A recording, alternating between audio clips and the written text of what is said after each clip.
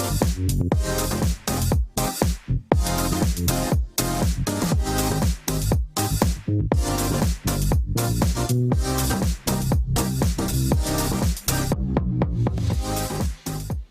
welcome to Real People with Stan Simpson, a program about Connecticut people and compelling issues.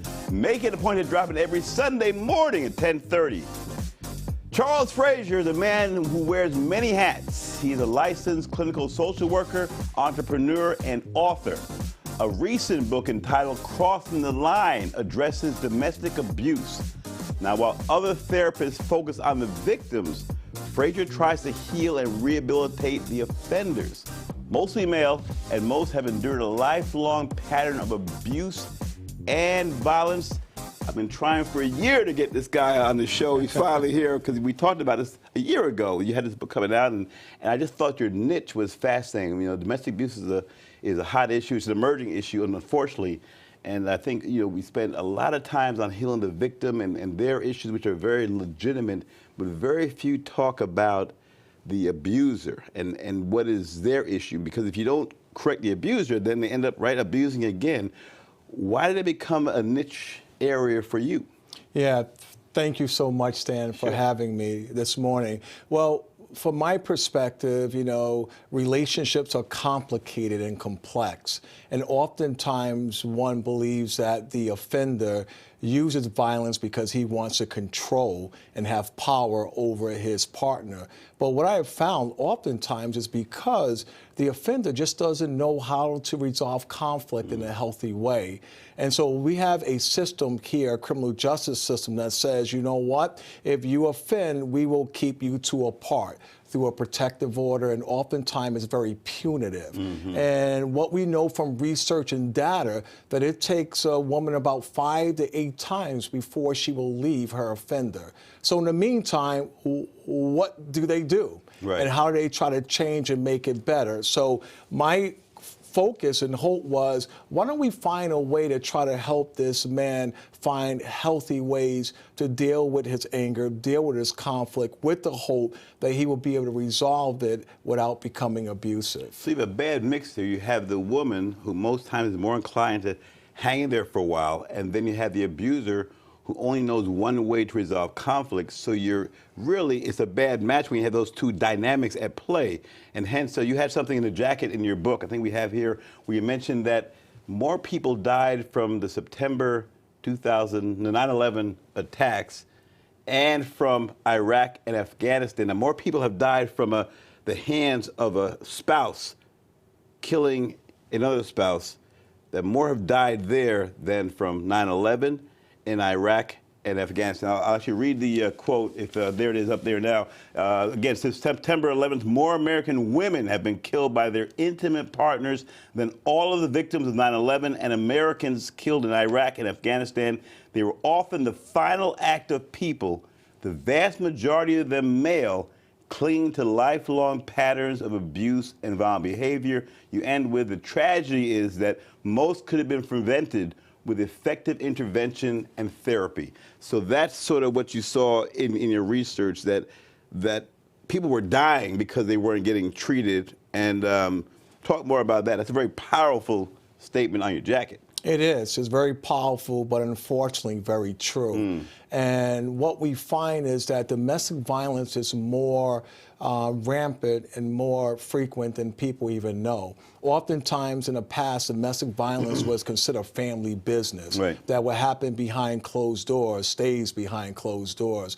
And what we have tried to do is to say, how do we help this man, this offender, find ways to really treat what's really going on inside of him? Because, Stan, what I found oftentimes, these men have significant trauma. So we've been able to link trauma with violence. We've been able to really see that a lot of times what they're acting out is unresolved trauma that they have witnessed as kids, seeing their own mom being violently abused, or even community violence, and therefore they really have kind of absorbed that and really and think maybe that it's okay, right? That this is how grandma, grandpa did it, and dad did it. I've seen, so therefore it's not anything aberrant on my end.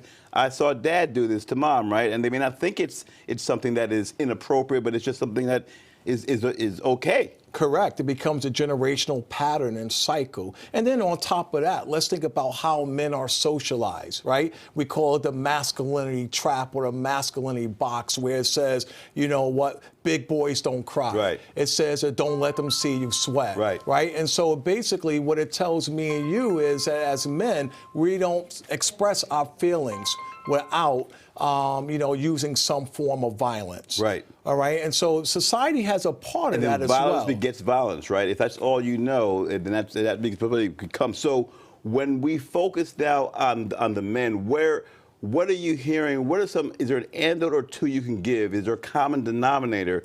I think you're saying that they're seeing it in their past, but are there other common denominators that you see and dealing with these men? Yes. So I think, again, one of the things is how boys are socialized, right? Right. All right, that they learn at an early age that it's not cool to express feelings. So what happens to me and you as men if we keep our feelings inside and we don't release them? Bottled up, right? Exactly. And what happens when it bottles up?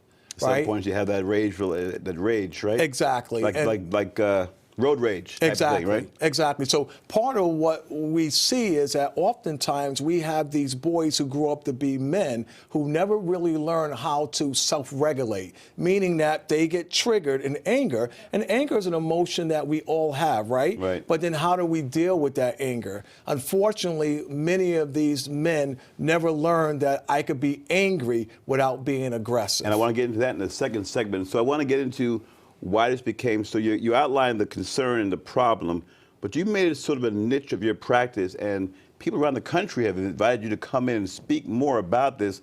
You decided to make it a niche where you have other issues of trauma in your industry, social services and therapy. What made you decide to say, hey, you know what, this is worthy of a book, of a whole separate platform? This became a national platform for you. Sure, because there's a gap. There's a gap in treatment, and unfortunately, most of the intervention that is offered to these men is psychoeducation, right, meaning that there's no therapy involved, and it's very punitive. It's like you're the bad one, and therefore... Which only exacerbates the problem, right? Correct. If you're not really correcting and healing the person, just punishing them, then that anger issue, that conflict issue is going to creep up again. They're going to act the same way. Correct. Right? And so that's what really led me to this area of treatment and say there's a gap. I mean, who's really treating these men? Right. Who's really teaching these men how to do things differently? And so hence came the Healing to Healthy model, and hence came, again, my involvement with these men to try to help them. Who should be teaching? Because if they're learning from bad sources, if boys are being taught how to be men by men who are dysfunctional in their own ways, right? What other options are there besides therapists and people out there? Who is sort of responsible or can be complicit in making sure that young men are raised in a way? And it's not just men who abuse, right? We can talk about that in a second. And women can abuse too. But, correct. But for the most part, it's men. But who else can be a player in trying to make sure a young child understands how to resolve conflict? Yeah, so that's a really good question. And one of the things we know from research is the way I heal from trauma is to be surrounded around healthy people. Right. So, if it's not at home, then maybe at school or maybe at church or maybe in a community. We know that as many healthy people, relationships that we can expose these boys to, right, that they have a much better chance to heal as they become adults. Right, but it has to be intentional, though, right? You have to, because healthy people don't tend to be around unhealthy people, and unhealthy people tend to be around other unhealthy people, right? So you have to make a decision to change your culture and change your group of friends. That is correct. Right? We're going to come back and talk about some of the steps to rehabilitate, some of the strategies you talk about employing. So don't go away. Stick around, folks. We're going to continue our conversation with Charles Frazier. He's a licensed clinical social worker, entrepreneur, and author. A recent book entitled Crossing the Line addresses domestic abuse. While other therapists focus on the victims, he tries to deal and rehabilitate the offender. Stick around. Real People with Stan Simpson continues.